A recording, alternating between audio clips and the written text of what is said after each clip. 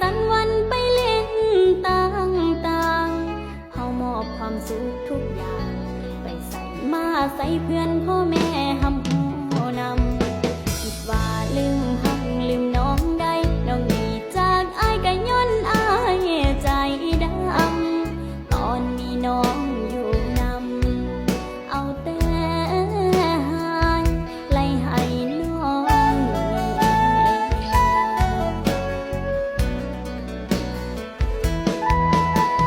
คนเคยอยู่เคยกินน้ำกันสิให้ลืมมันน้องเฮ็ดบ่ได้ดอก